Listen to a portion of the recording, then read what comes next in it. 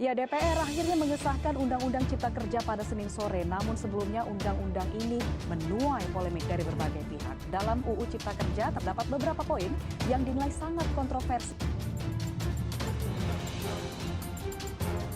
Undang-Undang Nomor 11 Tahun 2020 tentang Cipta Kerja yang dinyatakan inkonstitusional bersyarat oleh Mahkamah Konstitusi kini diganti oleh Peraturan Presiden pengganti Undang-Undang Cipta Kerja. Saudara, di tengah kontroversi karena dinilai merugikan pekerja, rancangan Undang-Undang Cipta Kerja disahkan dalam pembahasan yang berlangsung sangat cepat. Sejumlah pasal kontroversial yang dikeluhkan kalangan pekerja tetap disahkan, sementara sejumlah pasal lain bahkan berubah dari pembahasan di tingkat panitia kerja hingga diketok di paripurna. Pihak-pihak yang tak puas dipersilahkan untuk mengajukan uji materi di Mahkamah Konstitusi. Aneh kali beritanya ini. Agak benar. Harus bahas bareng-bareng teman-teman ini. Terus, siap-siap kampus.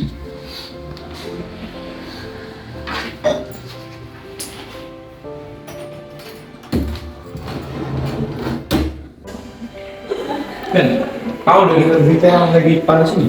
Apa itu? Yang UU Cipta Kerja itu? Oh, yang bulan Maret kan di sana? Iya.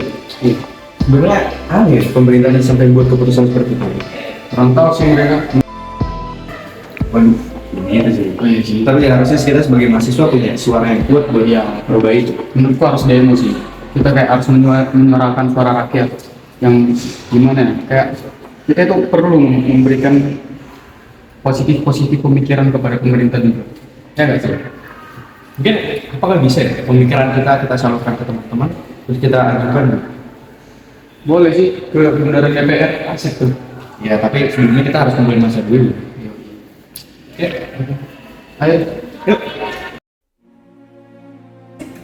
Oke, teman-teman. Jadi pada siang kali ini kita santai aja. Di sini aku ngumpulin kalian karena bahwasannya tadi aku sempat diskusi dengan Pena. UU Cipta Kerja yang telah diumumkan pemerintah ini apa ya? Menurutku kurang pas atau keputusannya tidak baik untuk rakyat. Mungkin ada beberapa pasal yang menurutku agak aneh, mungkin itu pasal 64, pasal 79 dan pasal 88. Dan kalian bisa lihat dari apa yang sudah ku-share tadi. Nah, jadi sebenarnya aku sini mau minta pendapat kalian bahwasanya kita pengen ngadain demo atau apa ya, kumpulan massal untuk menjadi aspirasi kita atau memberikan aspirasi kita kepada pemerintah. Nah, menurut kalian gimana? Apa kalian bersedia untuk mengikuti ini? Dalam pasal tersebut, pasal mana yang menurut Anda UU-nya itu tidak pas untuk diterapkan? Contohnya dalam pasal 64 tadi yang saya bilang, yang dimana ketentuan mengenai tentang alih daya atau bisa dikenalkan dengan outsourcing. Yang dimana ini mengkhawatirkan untuk kalangan kelas kerja yang akan menjadi buruh kontrak selamanya. Masa iya? Itu akan diterapkan pada buruh Indonesia ini. Mungkin ada teman-teman lain yang berkata apa setuju dengan apa yang iya. Oke. Mungkin untuk lebih lanjutnya akan kita kabarin lagi kalau teman-teman semua. Sebelumnya pasti di sini aku pengen kalian lebih paham dulu apa yang akan kita ini. Karena apa ya? Masa kita bersuara tapi kita tidak paham dengan apa yang kita suara. Mungkin bisa dibaca-baca lagi dan mungkin akan ada pertemuan lagi untuk membahas sebenarnya kegiatan yang akan kita lakukan. Terima kasih. Broto Jakarta, demonstran kesal karena tidak ada anggota DPR yang menemui mereka. Mahasiswa kecewa atas pengesahan Perpu Cipta Kerja yang kini telah menjadi undang-undang karena dinilai sangat merugikan pekerja.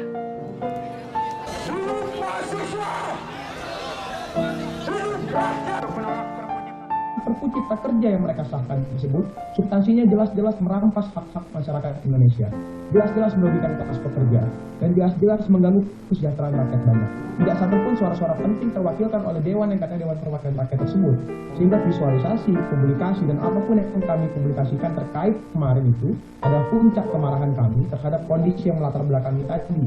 Kami sudah konsisten untuk menolak Cipta Kerja sejak tahun 2020. Kami malah dihadiahi Perpu Cipta Kerja yang luar biasa buruk dan inkonstitusional, yang malah diamini, diiyakan oleh Dewan Perwakilan Rakyat, yang harusnya memainkan fungsi check and balances, tapi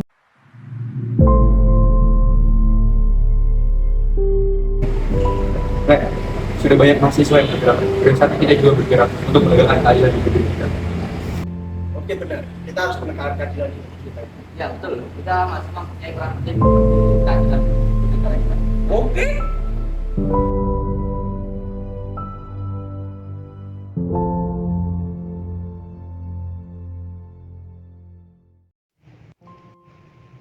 Di tengah-tengah tantangan dan kompleksitas yang dihadapi oleh negara kita, penegakan hukum menjadi sangat penting untuk menciptakan keadilan, keamanan, dan stabilitas dalam masyarakat.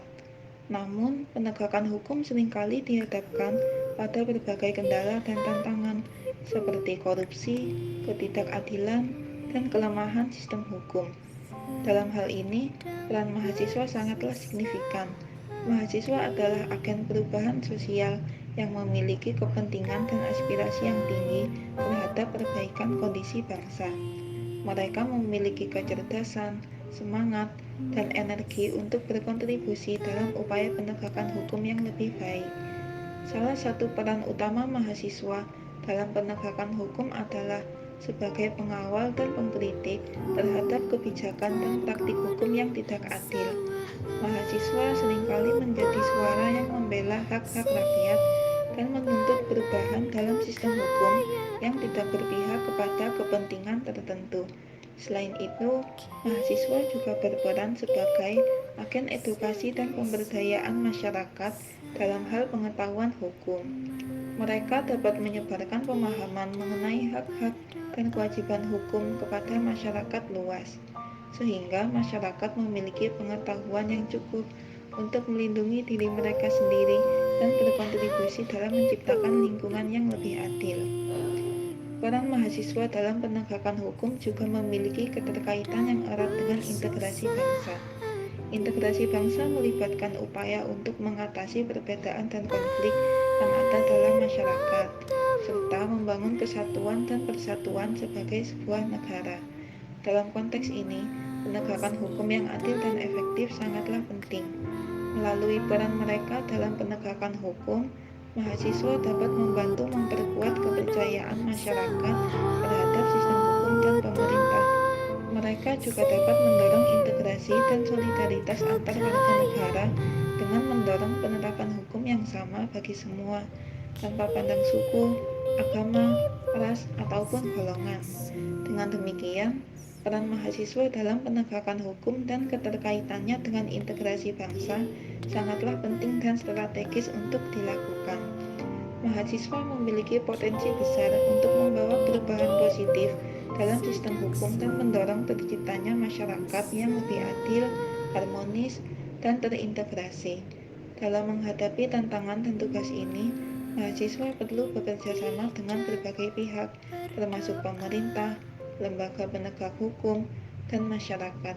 Kerjasama yang sinergis ini akan memperkuat upaya penegakan hukum untuk bangsa Indonesia.